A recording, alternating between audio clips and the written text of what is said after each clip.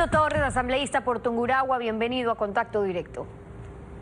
Buenos días, muchas gracias por la invitación. Buenos días. Para hoy está prevista una reunión de jefes de bloque y la idea es designar lo antes posible este consejo transitorio. ¿Hay consensos ya sobre las ternas enviadas por el Ejecutivo? ¿Cómo debería ser la votación en el Pleno, terna, por ejemplo? Todavía no existe ningún consenso.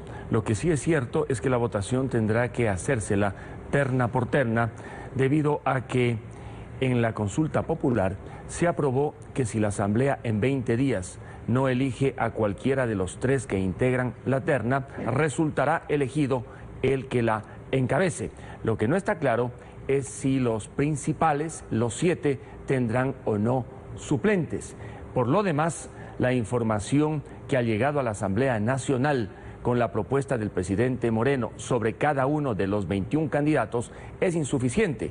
Por ello, pedí el día lunes que en el Consejo Administrativo de la Legislatura se compilara la información de cada uno de los candidatos para proporcionar a los asambleístas información suficiente. A mí me llama, por ejemplo, la atención que en la última terna, en la 7ª, las 3 damas que allí figuran son prácticamente desconocidas en el mundo público, más allá de que sean respetables o no. En la terna número 3, igualmente llama la atención que alguno de los integrantes haya sido de aquellos que despojó del cargo de legisladores del año 2007 a 57 asambleístas que nos opusimos al proyecto autoritario de constituyente y trabajó muy cerca del ministro de Gobierno de la época, que fue el brazo policial armado con el cual se impidió que los 57 legisladores ingresáramos al Congreso el 2007 para evitar lo que ocurrió después, que se levante un régimen autoritario que durante 10 años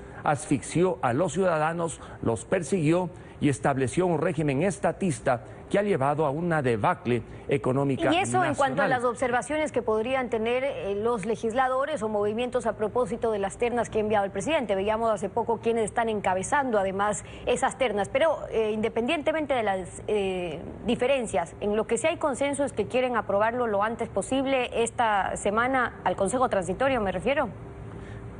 Me parecería apresurado hacerlo esta semana. Bien podría ser la próxima semana, una vez que los legisladores tengamos información suficiente de cada uno de los candidatos.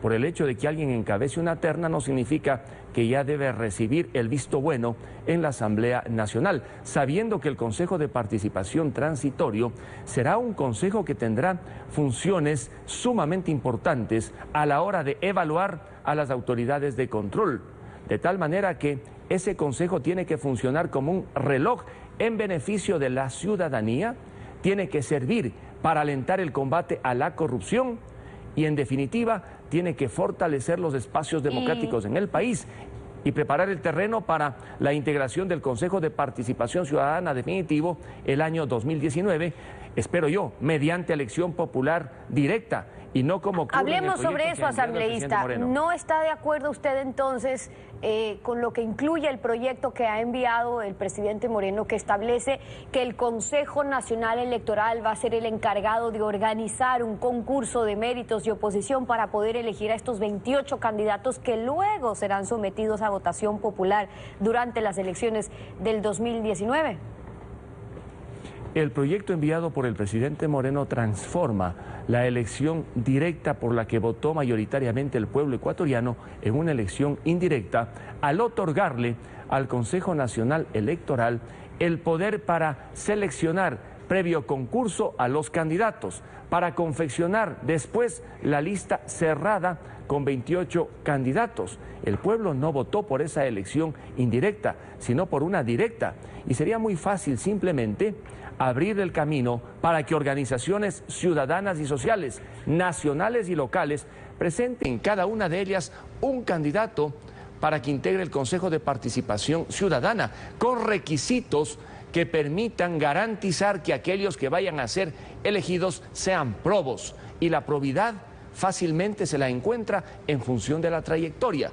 Consecuentemente, no hay que hacerse mayor problema y se puede en una ley, cambiando lo que ha enviado el presidente Lenín Moreno, garantizar la expresión mayoritaria de los ecuatorianos en la consulta esa es una popular. propuesta concreta sobre cómo debería ser el procedimiento para que no exista este concurso. Es decir, la consulta habla de una elección directa, no con la intervención del Consejo Nacional Electoral. Una cosa es que organice la elección, la convocatoria, etcétera. Otra es que sea el propio CNE el que haga un concurso y por ende el que termina escogiendo quiénes van y quiénes no, que es justamente lo que se intentó cambiar. Pero sobre esto escuchemos lo que nos dijo ayer César Litardo, el vicepresidente de la comisión ocasional que se ha conformado para trabajar en estos dos temas de la consulta.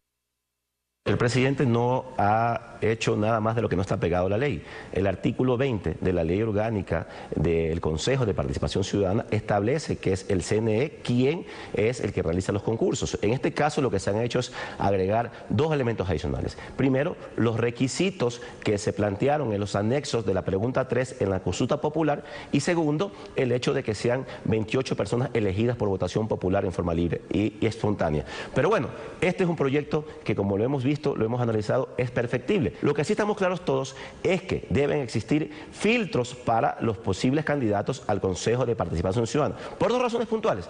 Primero, porque en el momento que es una elección libre, sería técnicamente imposible poder tener una elección con 2.000, 3.000 candidatos y luego porque los filtros van a determinar si es que los posibles candidatos cumplen o no con los requisitos establecidos en los anexos de la pregunta 3. Hablan de filtros para el concurso, hablan de filtros para la elección, pero en el proyecto de ley hablan de la elaboración de este concurso y le pregunto, a su juicio, ¿a qué responde el interés del Ejecutivo, del presidente Moreno, de plantear un mecanismo como este para poder definir quiénes serán los candidatos al Consejo definitivo, que es lo importante? A confiar demasiado en el Consejo Nacional Electoral como el órgano que puede seleccionar a los candidatos y confeccionar una lista cerrada, cuando el Consejo Nacional Electoral no puede tener esa función. Si probablemente les asusta que haya muchos candidatos, la solución es simple, que las organizaciones sociales y ciudadanas locales y nacionales se acrediten previamente ante el Consejo Nacional Electoral y cada una de ellas presente tan solo un candidato. Si al final son 50, 100 o 150 candidatos, el Consejo Nacional Electoral solamente deberá limitarse a verificar el cumplimiento de los requisitos. Una vez verificado ese cumplimiento, se elabora la lista y el pueblo directamente vota, el pueblo elige y democráticamente se expresa la ciudadanía ecuatoriana, pero no se puede, como dije, convertir una elección directa por la que votamos los ecuatorianos en una elección finalmente indirecta bajo el control del Consejo Nacional Electoral. Entonces, hay soluciones para ello y el presidente Moreno, hombre bien intencionado como es y abierto a escuchar opiniones, entiendo que no tendrá ninguna objeción a que se reforme el proyecto que le ha enviado para respetar el mandato popular expresado en la consulta popular. Son las observaciones del doctor Luis Fernando Torres, asambleísta por Tungurahua y un contacto directo. Gracias por haber estado con nosotros. Una pausa y al regresar, Mario Vázquez, experto tributario. Vamos a hablar sobre cómo aliviar la carga tributaria mejorando cualitativamente la recaudación. Hay una alternativa a la supresión de impuestos que